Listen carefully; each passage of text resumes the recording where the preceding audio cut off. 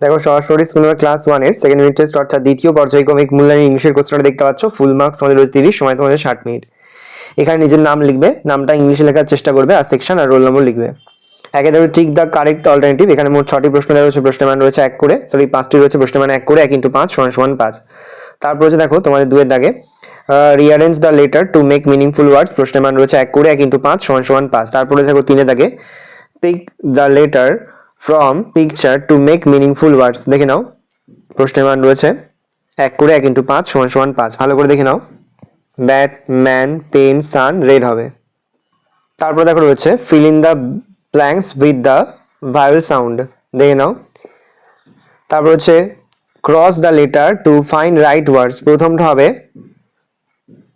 দেখো jug, JUG jug, তারপরটা হচ্ছে MUG মগ, তারপরটা BAD ব্যাট, তারপরটা SUN সান, তারপরে NUT নাট, তারপরে প্রথমটা জগ, তারপরে মগ, তারপরে ব্যাট, তারপরে সান, তারপর হচ্ছে নাট। তারপর হচ্ছে মেক ওয়ার্ডস ফ্রম, দেখে নাও একটা ডায়াগ্রাম রয়েছে, এখানে সেন্টেন্স বানাতে হবে তোমাদের। দেখো GOT গট লিখবো, COT কট লিখবো, DOT ডট লিখবো, POT পট লিখবো, LOT লট লিখবো। দেখে নাও এই রোজ টোটাল তোমাদের সেকেন্ড ইউনিট টেস্ট অর্থাৎ দ্বিতীয় পর্যায়ক্রমিক মূল্যায়নের ক্লাস 1 এর ইংলিশের প্রশ্নপত্র। ভালো করে প্রশ্নপত্রটা দেখে নাও। আশা করা যায় এখান থেকেই সমস্ত প্রশ্ন কিন্তু পরীক্ষায় তোমরা কমন পেয়ে যাবে, শুধু ভালো করে তোমরা কোশ্চেনটা দেখে নাও।